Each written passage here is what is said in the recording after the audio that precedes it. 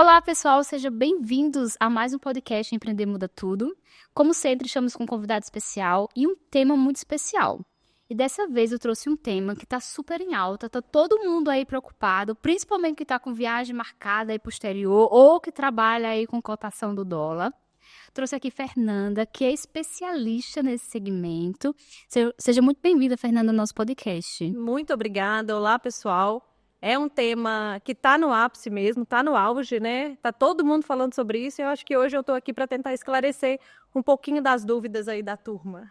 E o dólar é uma coisa que aumentou um pouquinho, todo mundo fica apavorado, né? Virou assunto do momento. Porque mexe com muita coisa. Só que antes da gente falar desse assunto, eu queria saber como que Fernanda foi parar no mercado financeiro, que geralmente é um mercado tão meio engessado, às vezes muitas pessoas acham que é um mercado muito difícil de se trabalhar. É difícil, ele continua sendo.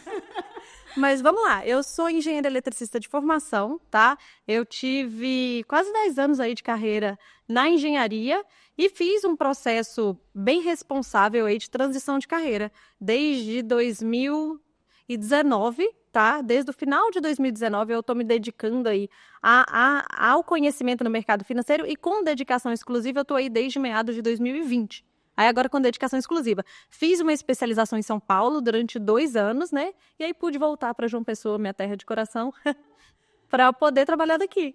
Mas por que o mercado financeiro? Bom, eu sempre fui uma pessoa de exatas, extremamente disciplinada, e isso me cativou, né, para o mercado financeiro. Eu poderia ir para várias áreas de exatas, mas eu tive um maridão em casa que trabalhou antes dele empreender. Ele trabalhou em bancos de investimento lá em São Paulo, ele é de São Paulo. E aí, numa busca aí de transição de carreira, ele me apresentou o mercado, eu mergulhei no assunto, me especializei absurdamente. Hoje, quem ajuda ele na parte de mercado já sou eu. Que legal, já A gente virou. E você gosta do mercado financeiro? Muito, muito, muito. Porque, assim, quando a gente entende o que de fato movimenta os ativos, os princípios econômicos, a gente começa a entender o quão globalizado é o mundo. Ou seja, algo que acontece, a gente vai falar sobre isso já já, algo que acontece lá nos Estados Unidos faz preço nos nossos ativos aqui, inclusive no dólar, né? Então, assim, a gente tem que acompanhar o que acontece nos Estados Unidos, na China, no Japão, que nós vamos falar sobre isso também aqui, além de, obviamente, entender um pouco de política. Então, a gente começa a entender um pouco de mundo, assim, e é isso que movimenta os ativos. E você fica extremamente fascinado por essa junção de conteúdos e de fatores. Isso me encanta um pouco. Esse ano eu fui em uma palestra de um não sei se o nome é representante, mas é uma das pessoas que fica à frente da XP, falando justamente sobre esse movimento que você mexe uma pecinha aqui e ela faz um efeito sobre várias coisas. E aí, baseado nisso, eu queria saber de você, qual que é esse movimento que faz, por exemplo, que hoje a gente esteja vivendo esse momento de alta do dólar, que tá todo mundo meio que assustado. Então, o que aconteceu? Porque provavelmente foi um movimento que aconteceu lá atrás, que tá refletindo agora. Pronto, vamos lá. Para entender o que impacta no dólar, eu dividiria aí em vamos dividir em quatro assuntos que a gente tem que cuidar. Vamos começar do mais simples. O mais simples é a balança comercial.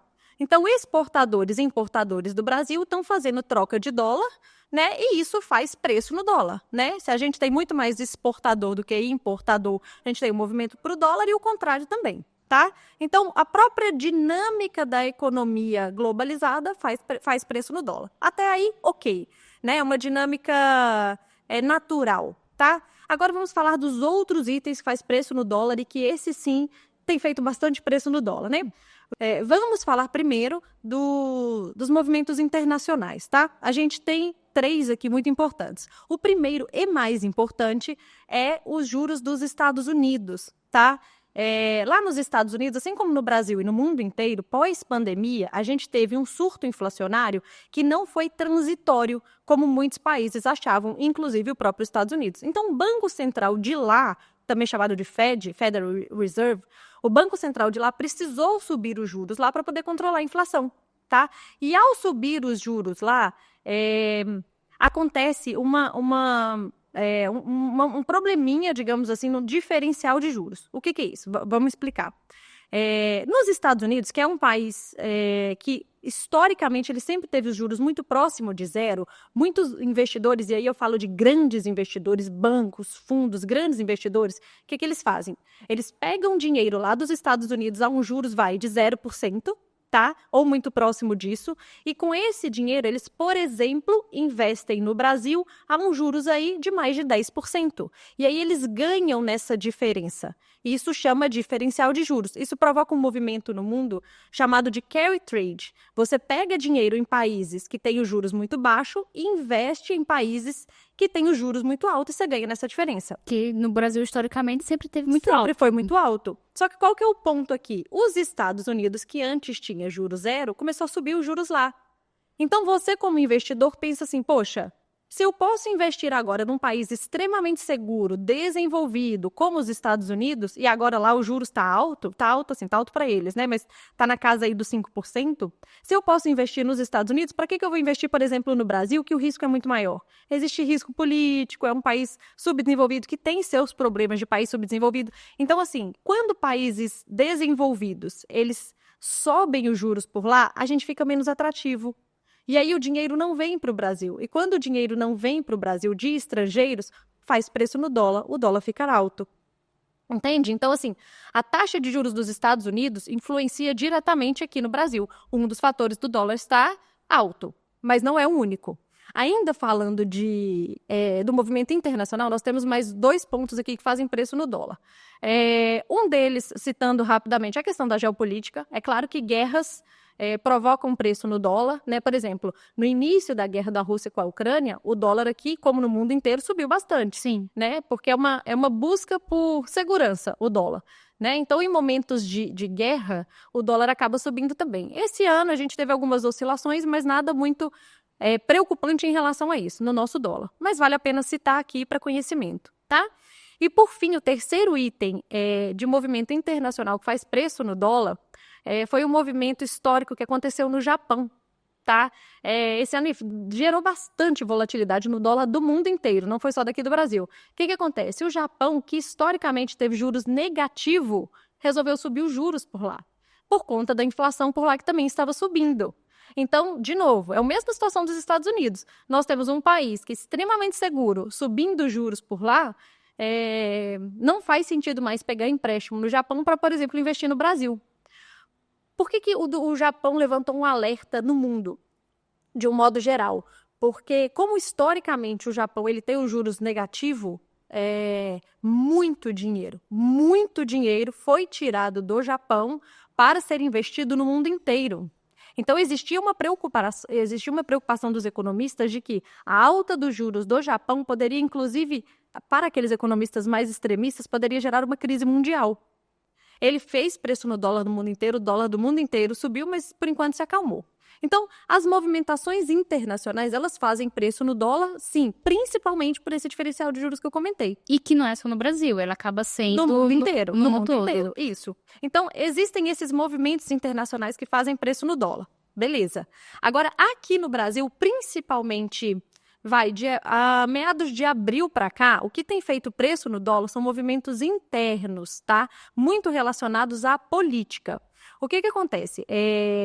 Na economia, é chamado de tripé macro, a movimentação econômica que faz preço no dólar. E especificamente dentro desse tripé macro, existe uma linhazinha lá chamada de fiscal, tá? Que é o seguinte, é o tanto que o governo arrecada versus o tanto que ele gasta.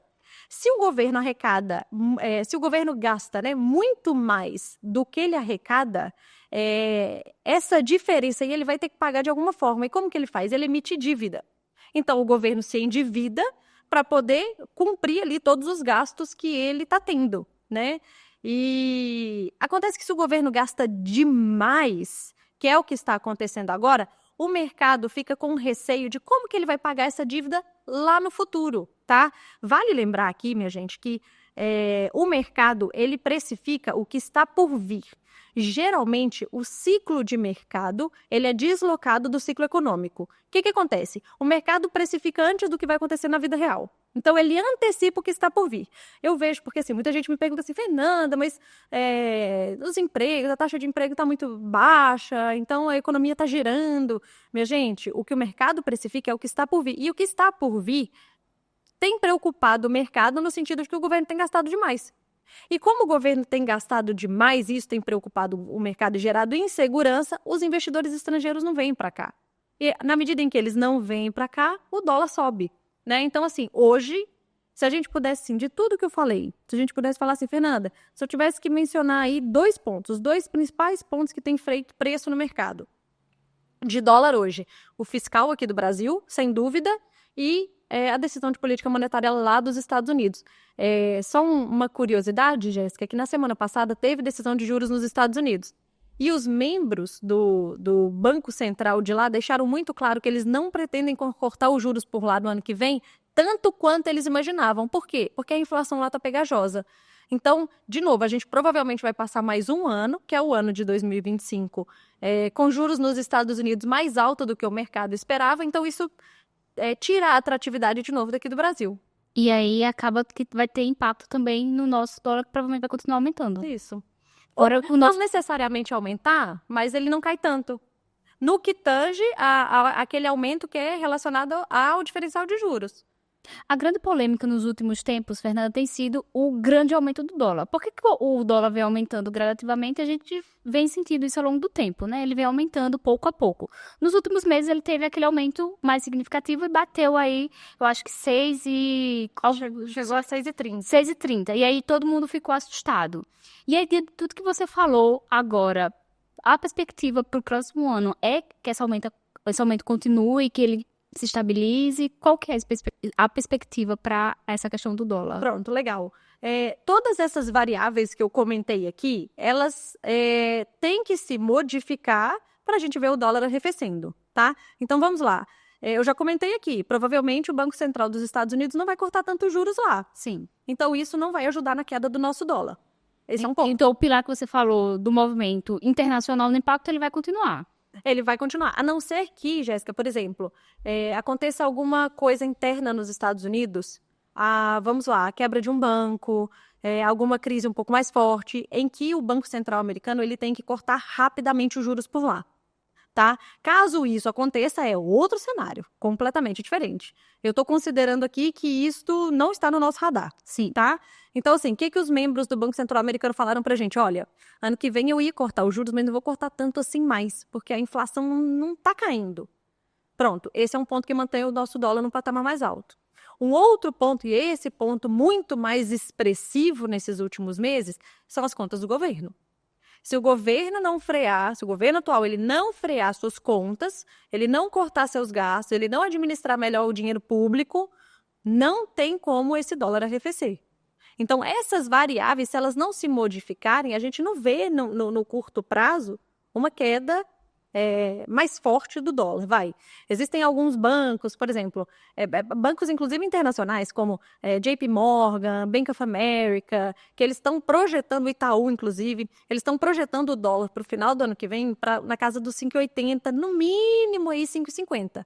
Por quê? Porque não existe uma expectativa tão grande do governo resolver dar uma freada nos gastos. Ainda mais que a gente vai antecipar aí um ano de eleição. Sim. E ano de eleição é sempre um pouco mais complicado, né? De gastos públicos. Acaba tendo o que você acabou de falar, todo esse aumento de gastos que acaba influenciando. Isso. Mas, de fato, o que o aumento do dólar impacta? Quais são os impactos deles, de fato, na economia? Porque todo mundo está especulando, todo mundo está com medo. Mas quais são os impactos realmente que a gente vai ter? É legal falar sobre isso, Jéssica, porque muita gente fala assim, não, mas o dólar é para quem vai viajar. Que está muito preocupada, não vou viajar, então... então tá tudo bem. Não, veja, quando a gente vai no supermercado agora, você tem percebido uma alta dos preços do mercado? Todo mundo está reclamando. Está associado ao dólar também. Está também associado ao dólar. Tem outros fatores, obviamente, mas também é associado ao dólar. O que acontece? Boa parte do que a gente consome no Brasil é importado, tá? A gente exporta matéria-prima e a gente importa produtos industrializados. Então, se o dólar sobe ao importar, a gente está pagando mais caro. E esse preço, ele é repassado ao consumidor final. Não tem como, é impossível não fazer dessa forma. Além disso, por exemplo, o petróleo. Por mais que a gente tenha a Petrobras aqui, boa parte do nosso petróleo, ele também é importado. Então, ele segue a cotação internacional, que é em dólar. Tá?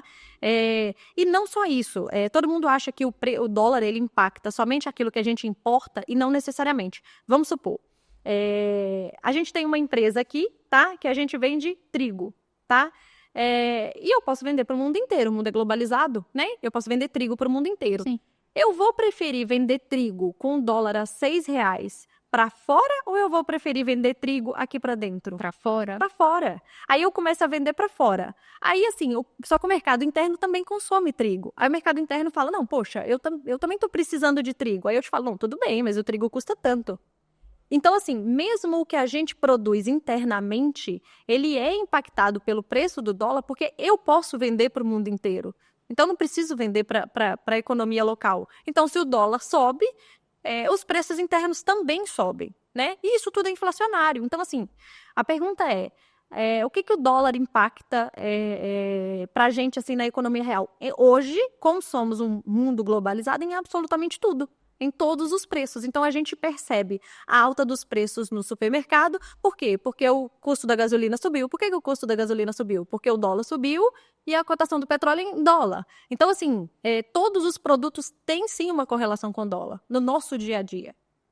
Fernanda, eu não sei se você se faz parte do mercado financeiro, essa pergunta que eu vou lhe fazer, mas eu assisti um podcast recentemente falando sobre economia, inclusive, que falava, principalmente quando mudou de governo, sobre o risco de haver uma crise.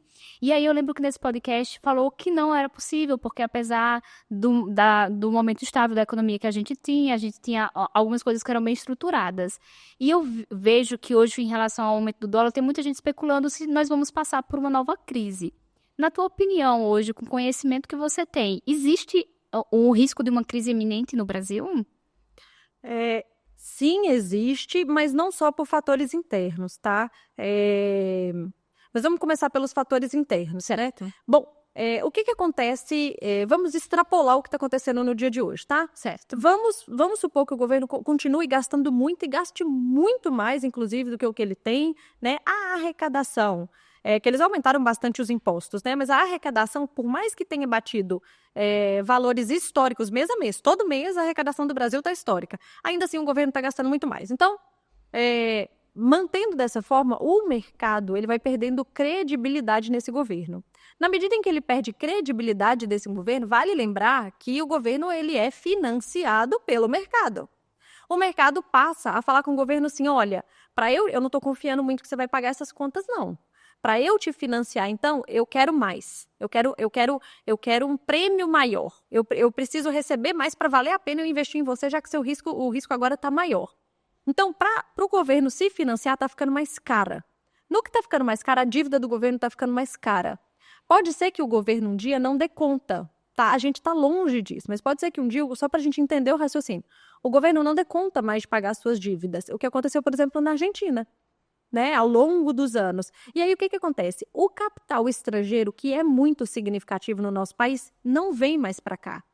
E na medida em que ele não vem mais para cá, não fomenta mais a economia real, de abrir novas empresas, de gerar novos empregos, de crescer empresas maiores, né? Então, assim, quando uma economia ela é desacreditada, ela não gera mais emprego. Ela não cresce, ela não se desenvolve de maneira saudável. E esse é o grande risco. Entende? Essas são as questões internas. Mas o que vale lembrar aqui? Bom, a gente é muito dependente de China, tá, Jéssica? A gente é muito dependente de China, a gente exporta muito para a China. E a China não está indo tão bem das pernas quanto a gente gostaria, quanto a China gostaria, tá? Então, assim, numa possível crise imobiliária da China, o Brasil ele é diretamente afetado. E esse é um ponto, assim, se a gente está na corda bamba, né, igual a gente está começando a viver agora uma possível corda bamba aqui do Brasil e ainda vem uma crise da China, aí a gente pode arrebentar essa corda de uma vez só, né? Esse é um ponto. Então a gente precisa olhar para a China também quando a gente fala de crise aqui no Brasil. A gente olha internamente para o comportamento do governo, espantando ou não os investidores que investem aqui. Vale lembrar que eles investem em empresa real, tá? Também. E a gente também precisa olhar para a China. E a gente também precisa olhar para os Estados Unidos, né? Afinal de contas, os Estados Unidos estão mantendo esses juros mais altos por muito tempo. Talvez tempo suficiente para provocar uma crise. Talvez tempo suficiente para alguma empresa muito grande lá não aguentar e acabar quebrando. E aí, assim, os Estados Unidos entrando em crise, o mundo vai a reboque, né? Porque ele é o transatlântico do mundo. O mundo vai a reboque. Então, assim, para falar de crise aqui no Brasil, a gente precisa olhar para a gente e a gente também precisa olhar para os nossos principais parceiros comerciais. E esse movimento que você acha seria a longo prazo ou algo mais iminente? Veja, especificamente falando da China, ela é uma caixinha preta, né? Porque as informações não são tão divulgadas e às vezes a gente se questiona sobre as informações que são de fato divulgadas por lá. Então, assim, a gente sabe que o setor imobiliário lá, que é importante para a gente aqui, né, como fornecedor da China, a gente sabe que o setor imobiliário lá não está indo tão bem, mas o quão mal ele está indo? A gente não sabe, né? E o governo lá, ele costuma financiar essas crises. Então, assim, ele dá uma segurada nisso daí. Então, assim, mas o quão grave é isso? Então, a gente não sabe. Então, não dá para prever, né? Juros nos Estados Unidos. Bom, por enquanto, nenhuma empresa quebrou aí com juros de 5%. Vale lembrar que foi este ano passado, nós tivemos alguns bancos de médio porte lá não aguentando. Sim. Só que o Banco Central-Americano e o Tesouro lá, eles conseguiram rapidamente contornar a situação para que não se alastrasse. Mas nós tivemos dois bancos de médio porte lá falando, opa, não estou aguentando mais esses juros. Mas assim, tem uma frase no mercado financeiro que fala assim, para que uma crise comece, basta num final de semana uma baleia aparecer boiando. Então, assim, tá tudo bem, uma empresa quebra. Não dá pra gente prever esse tipo de coisa. Por enquanto, os Estados Unidos estão aguentando aí bastante tempo uns juros altos, né? E aqui no Brasil, a gente precisa controlar nossas contas. Mas, pelo posicionamento do governo, como um todo, do ministro da Economia, o Fernando Haddad, da Simone Tebet, do próprio presidente, do próprio Congresso, inclusive, não há uma expectativa aí de controle desses gastos, tá? Então, a gente vai sentir aí... Existem alguns economistas que dizem que se os gastos continuarem como estão este ano, por 2 anos, o Brasil não aguenta. Ele entraria numa crise. Só pelo nosso, levando em consideração o nosso cenário interno. Mas aí tem o outro lado, né? Que ao mesmo tempo que a gente tem um cenário de uma possível crise, e a gente tem aí o aumento dos juros para os investimentos que são o Tesouro Direto. Então, é bom também para o investidor. Então, tem aí algumas pessoas que estão também de olho nesse cenário para fazer investimentos que sejam mais seguros, né? Exatamente, Jéssica. Em todo cenário existem bons investimentos, tá? Em todo cenário, inclusive em cenário de crise. Na verdade, assim, disse que em cenário de crise que se faz mais dinheiro, né? É só saber exatamente o caminho seguir e o risco que você vai estar correndo para cada investimento. Então, vamos lá, no cenário que a gente está agora, né? Em que há uma crise de confiança do mercado financeiro em relação ao governo. Existe uma crise de confiança. Em cenários de crise de confiança, eu comentei aqui um pouquinho mais cedo, o que acontece? O mercado fala assim, olha, governo, eu não estou confiando muito em você. Então, para eu investir em você, eu quero mais juros, eu quero mais prêmio, né? E aí, o governo, ele não tem escolha. Ele tem que pagar mais para ser financiado. E aí, essa mesma dívida que o mercado lá compra com um prêmio maior, nós podemos comprar, que é justamente o Tesouro Direto. Então, assim, nesses últimos dias, nessa última semana, inclusive, que deu o circuit break no nosso Tesouro Nacional, deu para se aproveitar investimentos em que estão pagando acima da inflação mais de 8%. Isso para o Brasil é muita coisa. É muita coisa, é muita coisa. Eu não me lembro de ver esses números nem na crise da Dilma, né? Então, assim, a gente consegue aproveitar também esse tipo de investimento que o mercado está se aproveitando. E para quem está fazendo investimento, é mais seguro do que você fazer, por exemplo, investimento na bolsa, que é um investimento de maior risco. É mais seguro. Assim, existe o risco do calote do governo, de pagar as dívidas, né? Mas, assim, o Brasil, historicamente, não deu calote. Ou, pelo menos, na verdade, mas já tem muitos anos isso. Então, assim, é difícil disso acontecer. Mas existe esse risco. Mas o risco é baixo. O que as pessoas têm que entender é que, mesmo que a gente invista em renda fixa, Existe uma coisinha aí que chama marcação a mercado. Então, por exemplo, nós duas aqui, a gente compra um título de renda fixa, um IPCA+, que está pagando a inflação mais 8% aí que a gente viu essa semana, né? Ao longo do tempo, e o vencimento é em 2029. Daqui que a gente comprou até 2029, este título ele vai oscilar, tá? Ele não vai em linha reta. Ele vai oscilar, uma hora ele vai estar positivo, uma hora ele pode estar, inclusive, negativo, tá? Então, o investidor, ele tem que ter estômago para isso. Porque a pessoa fala assim, não, mas eu comprei renda fixa, como é que está negativo? Não deveria estar negativo. Não, porque esse título sofre uma coisinha chamada marcação a mercado, né? Mas se você segurar até o vencimento, aquele investimento você vai ter o prometido. Mas aí você tem que segurar essa oscilação. É a mesma coisa quando você compra na bolsa. E aí, por exemplo, eu comprei no Magazine quando ela estava na baixa.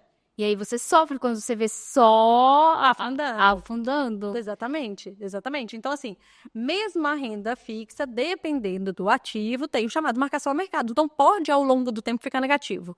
Pode ao longo do tempo ficar negativo. Tem gente que não sabe lidar com isso, né? Tanto que, por exemplo, nesses últimos meses, esses fundos de investimento em bolsa, que a gente tem vários aqui no Brasil e no mundo inteiro, a quantidade de saque que eles estão sendo obrigados a fazer, por quê? Porque as pessoas veem o seu investimento no negativo, se desesperam e sacam. Então, assim, acontece aquele efeito manada no mercado, né? E talvez é justamente nesses momentos que surgem as melhores oportunidades, né? Quando todo mundo está vendendo desesperado, de repente, surgem boas oportunidades, né? Na verdade, eu vou falar que é justamente nesse momento que os investidores têm as melhores oportunidades. Está todo mundo desesperado, querendo ir lá resgatar, e aí surgem as oportunidades para quem trabalha com investimento. Você que trabalhou com investimento e trabalhou com pessoa física, nesse momento, quais são os conselhos que você está dando para as pessoas que fazem investimentos e que estão aflito com o movimento que está tendo, com o mercado, com esse cenário que a gente conversou aqui, que não é um cenário que deixa você muito animado, e aí você começa a ficar meio... O que é que eu faço aqui? Tá. Bom, vamos lá, Jéssica. Primeiro de tudo, estude. Né? Estude. Eu já conversei com tantas pessoas que perderam dinheiro assim por confiar nos outros, mas não tinha ideia do que estava fazendo. Então estuda, não coloca seu dinheiro onde você não conhece, tá? Além disso, entenda seu perfil.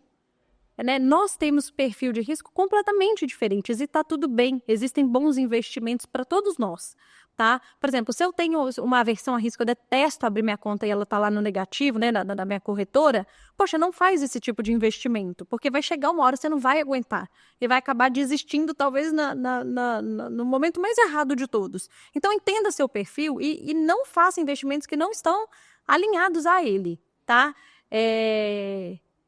E, assim, faça investimentos. Vamos lá, existem especialistas, analistas, gente que passa o dia inteiro estudando qual ação investir, qual ação comprar, qual ação vender, né? Para aqueles investimentos que têm mais risco. Se compra dólar, se não compra dólar, se compra bolsa, se não compra bolsa. Os caras passam o dia inteiro fazendo isso. Estes caras, hoje, não sabem o que fazer.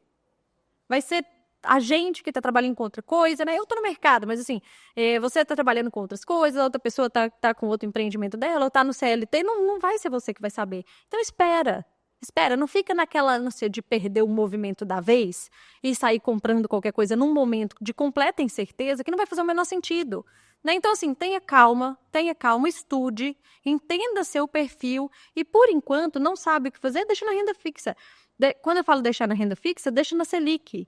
A Selic, sim, quando a gente investe na Selic, a Selic é segura. A Selic está pagando 12%, com uma expectativa de alta de mais 1% nas próximas 2 reuniões do Copom. Então, deixa o dinheiro lá quietinho. É um bom investimento. O Brasil, de novo, está se tornando não, né? Ele nunca deixou de ser um país de renda fixa, né? E agora mais ainda, né? Porque tá todo mundo... Inclusive, nem tá valendo a pena quem faz day trade. Às vezes, vale mais a pena colocar lá na renda fixa. Eu acho que tá rendendo mais, de alguma forma. Menos risco, né? Não, menos risco sem dúvida, né? O que, por exemplo, no meu trabalho, eu sou especialista em dólar, então eu opero diariamente dólar e aquele lucro ali eu jogo na renda fixa. Assim, eu tiro do risco completamente, porque a renda fixa do Brasil, ela é maravilhosa por enquanto, né? E nesse momento, tá um bom momento para quem faz investimento em dólar, que compra dólar, que faz operação internacional e não aqui, tá muito bom ou também não? Você diz de investimento? De investimento. Sem dúvida.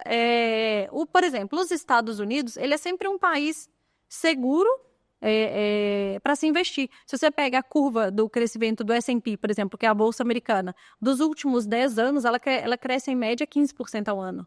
É um negócio absurdo, é um negócio muito bom. Então, se você dolariza o seu capital, que é uma diversificação muito importante hoje em dia, a gente vê, para quem dolarizou o capital, hoje a gente tem o dólar aí a R$6, né? Então, dolarizar o capital é uma forma de diversificação também muito importante.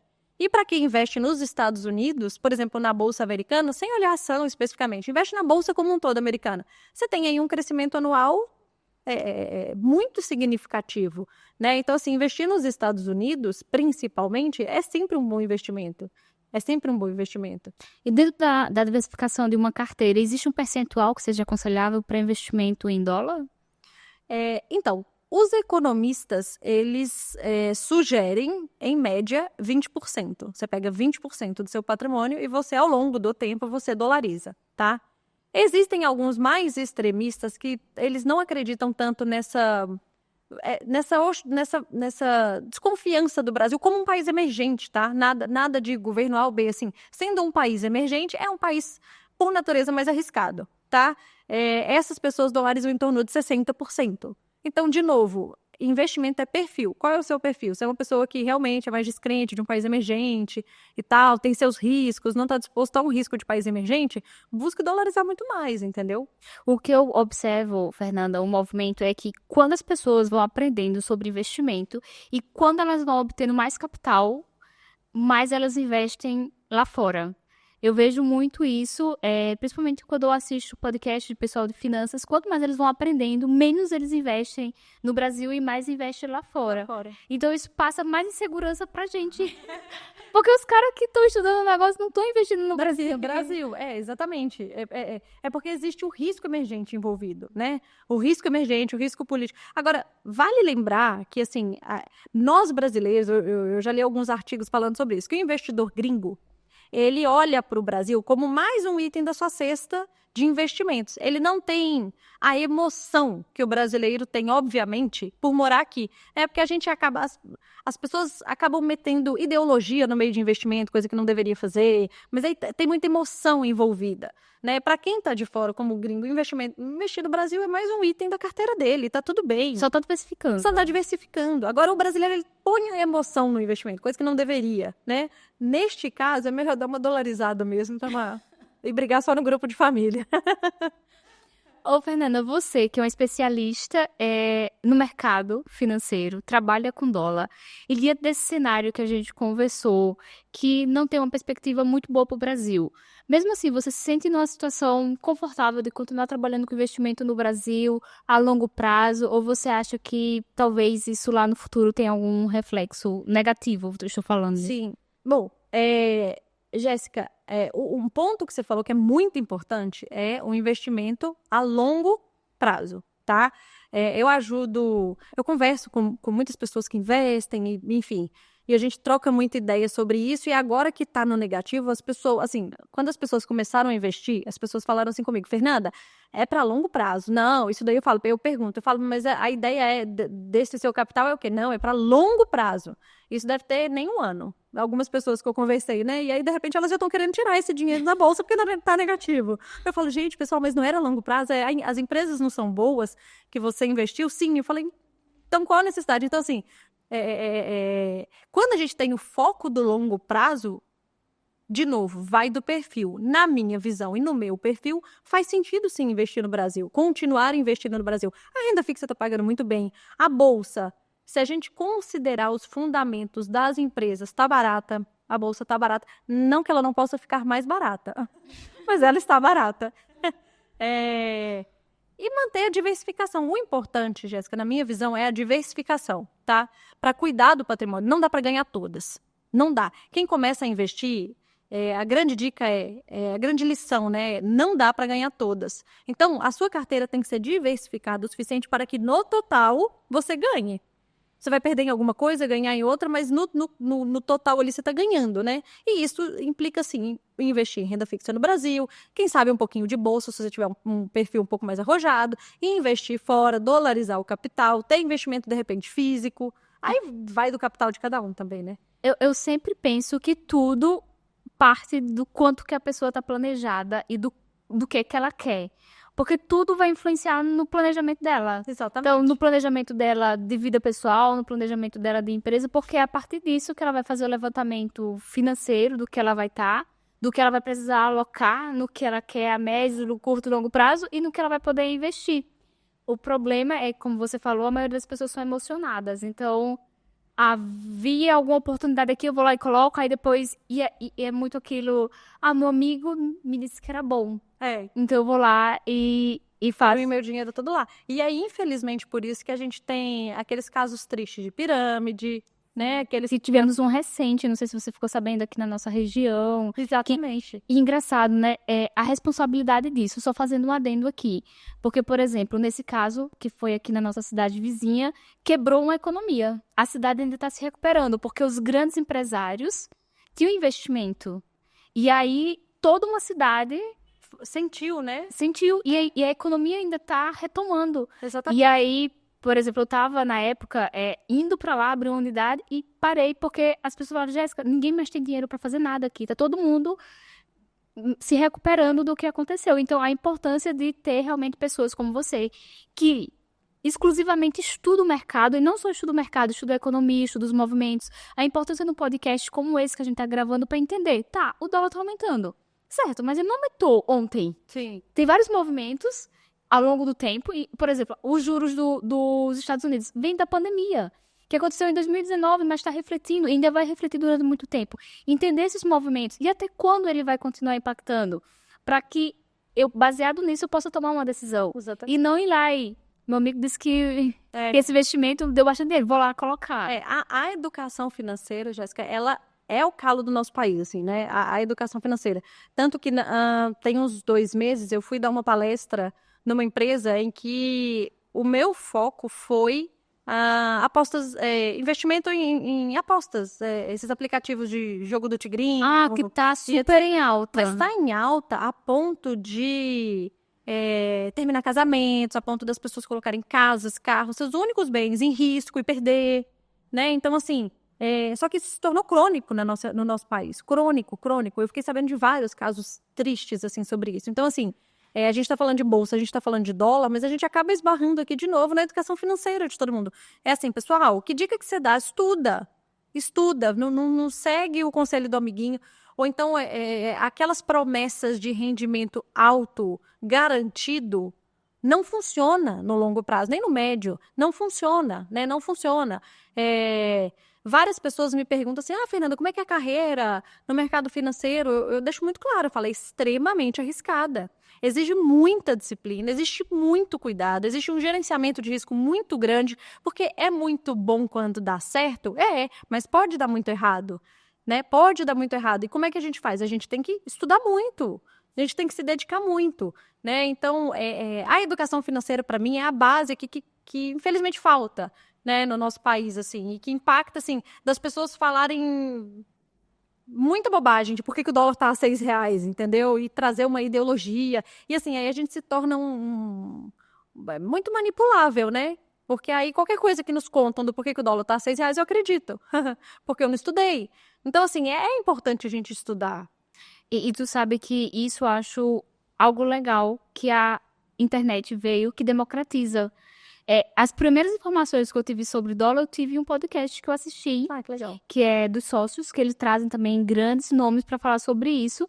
E aí, por isso que eu também trouxe você aqui, porque eu acho que trazer cada vez mais pessoas que estudam, pessoas que disseminam o conhecimento, vai aos poucos fazendo a diferença. Porque que 2, 3, 4, 5 pessoas vão vindo e vai multiplicando, a gente vai tentando fazer o efeito reverso do que as outras pessoas estão tentando, para ver se em algum momento a gente, pelo menos, ficamos meio a meio nessa conta, né? Legal. Porque é realmente assim, se a gente ficar o tempo todo sendo manipulado, a gente vai chegar aonde? Exato. A gente vai ficar perdido e inseguro em relação ao futuro. Pelo menos pro bem, né?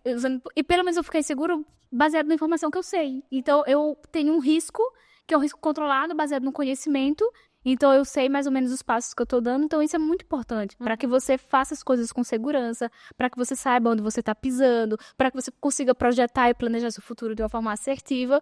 E parece besteira, né? E parece às vezes, mercado financeiro não tem nada a ver comigo, dólar, não sei o quê. Mas como você falou, tem tudo. Tem tudo a ver. Tem tudo a ver. Tem tudo a ver. Tem tudo a ver. E você precisa saber. Lógico, eu não preciso ser Fernanda e entender na minúcia do que tá acontecendo. Mas eu preciso ter essa visão global que você trouxe aqui pra mim.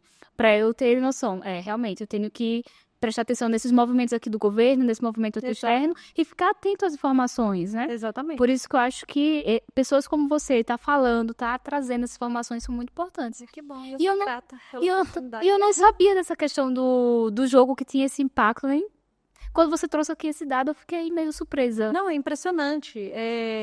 No mercado, a gente conversa com vários colegas, assim, colegas do Brasil todo, né? E aí, vários casos, assim, de funcionários, por exemplo, pedindo demissão para pegar o acerto da demissão e pagar uma possível dívida que fez num jogo de aposta online, né? Assim, E vale lembrar que, assim, tudo bem, a partir do ano que vem essas apostas estão reguladas, então existe regra agora no Brasil, vai existir regra a partir de 2025 para isso, as empresas vão ter que se adequar, mas ainda assim, você tem ali na palma da sua mão um joguinho que ele é feito em som, em cores, é tudo desenhado para que você se encante com aquilo ali e deposite todo o seu dinheiro naquilo ali. Uma curiosidade que eu falei nessa palestra e que as pessoas acharam, assim, as pessoas não sabiam, é que eu falei assim, pessoal, essas empresas de aposta, inclusive as apostas de futebol, essas empresas de apostar em futebol, essas empresas, elas não têm sede no Brasil. Podem pesquisar, elas podem ter inclusive o nome nacional no nome da empresa, mas elas não têm sede no Brasil. Por que elas não têm sede? Porque se um dia elas quiserem desaparecer com seu dinheiro, elas desaparecem. Elas não respondem à legislação brasileira, que é uma coisa que agora a legislação brasileira está cobrando, né? Para ter uma empresa de aposta no Brasil, tem que ter uma sede aqui, para que a empresa responda às leis nacionais, né? E tá super certo isso daí.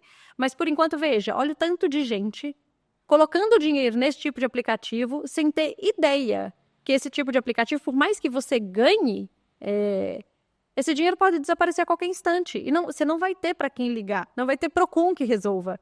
Entende? Então, essa questão da aposta esportiva, não só esportiva, tem aqueles jogos de azar também, né, nesses aplicativos. Eles têm se tornado um problema muito sério do Brasil, né? O Banco Central fez um levantamento junto do Tesouro, não sei, de quantas pessoas que recebem o Bolsa Família usam desse Bolsa Família para fazer aposta. E o número é bem absurdo. O número é bem absurdo. Eles chegam a comparar com algum percentual do PIB nacional. É algo extremamente preocupante no Brasil, né? Dinheiro esse que a pessoa podia estar fazendo um investimento na Selic. Que tá pagando muito bem, entende? E novamente, Fernanda, a gente chega a um ponto que por que as pessoas investem numa pirâmide? Por que as pessoas jogam? Por que as pessoas vão pra Mega Sena? Porque todo mundo tá procurando um caminho fácil. Já é fácil. E, gente, não existe. Não existe. Não existe. E aí, as pessoas têm que aprender que tem que ir lá, tem que trabalhar, tem que pagar o preço. E o caminho é esse. E eu não sei o que fazer para as pessoas entenderem que não existe esse caminho. As pessoas são ludibriadas com a facilidade, com o ganho. E aí, eu acho que eu já vi alguém jogando, que aí você ganha, e daqui a pouco você perde. E aí você geralmente perde quando tem um valor bem alto. Que é um outro ponto. Quando a sede não é no Brasil, desses aplicativos de aposta, o algoritmo não é auditável, que é uma outra coisa que vai mudar a partir do ano que vem também. Então, o algoritmo, ele pode sim, não tem como você dizer que ele não é feito para você perder de fato. Vou deixar ele ganhar 3 vezes, mas na quarta ele perde tudo e depois ele entra num vício. Entende? Então, assim, como que você coloca seu dinheiro você está jogando contra a máquina. E a máquina, ela é desenhada, ela é escrita para que você perca. Não é um jogo de sorte, veja, não é um jogo de sorte, é um jogo que você vai perder. Está escrito isso no algoritmo. Né? Então, assim, na medida em que as sedes não são no Brasil, esses algoritmos não são auditáveis. Então, assim, veja, você está jogando para perder. Você está jogando com... A sua chance de ganhar é quase igual a da Mega Sena. Ou seja, vamos trabalhar, gente, que dá mais. Vou investir no Tesouro Selic, fala com a Fernanda que vai dar mais certo. Está aí para ajudar. Fernanda, e caminhando aqui para a finalização do nosso podcast, o nosso podcast é de empreendedorismo, a gente gosta de trazer temas aqui que ajudem as pessoas, que tragam um pouco de conhecimento, como a gente trouxe a questão hoje financeira, e eu gostaria de saber da Fernanda, o que é que motiva ela, e o que é que você poderia dizer para as pessoas que motive elas também, de tudo que você falou hoje aqui. Bom, eu acho que o conhecimento me motiva, né? Então, à medida que a gente conhece as engrenagens do mundo, a gente consegue se inserir muito mais bem inserido nela do que, né, viver aí na ignorância de conhecimento, né? Então, assim, o conhecimento de fato me motiva ver pessoas que chegaram lá, né? Existe uma narrativa muito forte hoje de guerra de classes, né? De a pessoa que é rica é malvada e a pessoa que é pobre é boazinha e eles devem brigar entre eles. E não é bem assim, não é bem assim. Minha gente, olhe para aquela pessoa que está lá na frente, que chegou onde você quer chegar, ou que chegou muito mais longe, se inspire nela. Veja o que ela tem e que ela fez e tente trilhar caminhos semelhantes, né? Construindo, obviamente, o seu, mas trilhar caminhos semelhantes. Então, assim, vamos tentar parar com essas narrativas de guerra de classes e tentar crescer, cada um com seu mérito, entendeu? Jéssica, eu construí esse crescimento ao longo da minha vida, né? Os meus pais, eles não tiveram ensino superior, né? Inclusive, meu pai parou na 4ª série, teve que trabalhar muito cedo, teve que trabalhar quase uma criança ainda. A minha mãe, né, também teve que parar de estudar para começar a trabalhar. E, no entanto, né, eu formei em engenharia elétrica, trabalhei como engenheira há muito tempo. Uma curiosidade é que eu trabalhei na NASA, lá no Canadá. Ai, que legal! Muito legal. Então, assim, a gente alcança passos mais longos do que, né, as gerações anteriores, do que os nossos pais, porque a gente mira naquelas pessoas que já estão lá na frente. Então, assim, isso faz diferença. Então, pega uma pessoa, se espelha nela, se inspire nela e vai buscar, vai correr atrás, né? Que a gente chega lá, é possível para todo mundo. É possível para todo mundo. Eu acredito muito nisso. Tem uma pessoa que tem um discurso muito parecido com o seu, que é a Cris Junqueira, que é a cofundadora da Nubank. E aí eu super modelo ela, porque eu acho que é isso mesmo. A gente tem que parar de ficar brigando por essas coisas e focar em fazer as coisas acontecerem, ver o que é que tem de bom, ir lá e fazer. Isso. Parar de mimimi, de muito discursinho. Não que não tenha as coisas que a gente tem que realmente continuar trabalhando sobre, mas focar em realmente fazer as coisas. Assim, os problemas existem. Sim. A gente pode reclamar deles, ou a gente pode se inspirar em modificá-los. Ou a gente pode reclamar e continuar trabalhando também. Não tem problema reclamar. Né? Não tô dizendo que não pode reclamar. Que não pode. A gente também, ninguém aguenta, né? Mas eu acho que vale a dedicação. Vale a dedicação. Sim, com certeza. Eu adorei o papo. Ai, foi muito bom. Inclusive, a gente tem que continuar essa conversa. Inclusive, eu acho que a informação da NASA tinha que estar lá no início, né? Era Daniel. Vai ficar aqui que vamos ter outros podcasts para falar sobre isso. Com certeza. Gostaria de te agradecer por ter vindo aqui. Você tem uma frase que você usa, assim, como um mantra? Tenho. Inclusive, tatuada aqui. Qual que é? Enjoy the journey. Que seria... Se divirta no processo, né? Hoje em dia, a gente é tão ensinado, doutrinado ao resultado, né? Desde a escola, né? A gente é bom se tira 10. Se não tira 10, a gente não é bom. Eu fui ensinada dessa forma, então. 8,5 não era o suficiente lá em casa. Então, assim, quando a gente põe leveza no processo, o resultado fica muito mais gostoso, né? Então, assim, pra gente que empreende, pra gente, né, que tem esse foco e meta muito forte, às vezes a leveza no processo e se divertir no processo é muito importante. Então, às vezes eu tô muito bitolada com alguma coisa que eu quero, que eu desejo, que eu corro atrás, não sei o quê, aí tá a hora que eu dou aquela respirada e falo, vamos, né, enjoy the journey, vamos aproveitar o processo. Que legal, eu gostei da frase. Ele acalma até minha fala, que é acelerada. Não, deu certinho nós duas. Uma mais acelerada que a outra hoje. Foi. E quem quiser assistir o podcast, ficou interessado em falar com você sobre investimentos, onde é que te acham? Então, lá no Instagram, pode me procurar lá, é Fer, F-E-R, né, Fer, _Haime, que é meu sobrenome, H-I-M-E, Fer, _Haime. Aí no Instagram lá eu posto muita coisa de conteúdo de mercado. Eu fiz um break nas minhas postagens, porque eu tive uma baby agora, ela tá com 2 meses e meio. Ah, Mas a minha expectativa é em janeiro, no mais tardar em fevereiro, já voltar com tudo aí. ai, que legal. Eu vou deixar aqui na descrição, então vocês podem ir lá dar uma conferida. Vocês viram, ela é maravilhosa. Então, muito obrigada, Fernanda, por ter vindo. Muito obrigada por ter esclarecido esse tema pra gente, que tá aí todo mundo assustado, né? Imagina. Eu vou viajar o ano que vem, já tô pensando, meu Deus, o dono. Quer que por favor cair? Por quê? Estamos precisando. Então, muito obrigada. Eu que agradeço a oportunidade. Eu espero que, assim, é um tema tão, eu não diria complexo, não, porque as pessoas tentam dificultar as coisas que, no final das contas, dá para simplificar. Não diria complexo, mas é um tema vasto. Sim. É um tema vasto para a gente tratar em tão pouco tempo de um podcast, mas eu espero que eu tenha contribuído de alguma forma aí para o pessoal que tiver entendido. E se tiver dúvida, eu sigo à disposição. Eu troco bastante ideia no direct com muita gente que eu fui fazendo amizade ao longo desse tempo de mercado, aí eu permaneço à disposição. Eu acredito que deu para entender sim, porque eu sempre me coloco aqui como aprendiz. Então, eu não entendo sobre mercado financeiro e eu super sei entendendo aqui o que aconteceu, o que está acontecendo. Fiquei um pouco assustada com o cenário, né, Daniel? O futuro, mas continuamos aqui trabalhando porque nós somos empreendedores. Então, a gente não desiste nunca. Exato. E o brasileiro está acostumado aí com as oscilações. Então, assim, a gente fica um pouco assustado, mas meio que a gente também espera com os governos, enfim, que a gente tem, que é uma coisa... Eu sempre falo assim, eu me preocupo... Eu tento entender o cenário global, mas eu tento colocar minha energia no que está no meu controle. Sim. Então, o governo não está no meu controle. Então, o que está, né? eu monitoro o que está ali e o que é que está no meu controle que eu posso controlar diante disso. E aí eu foco minha energia nisso.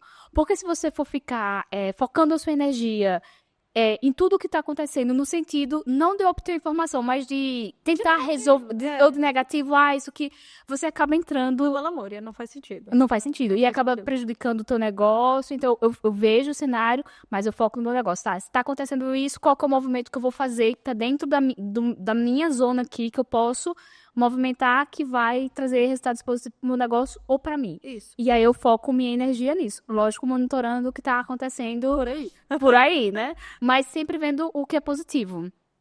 Lógico, a gente fica preocupado e tal, mas eu sou uma pessoa que eu tento focar no positivo.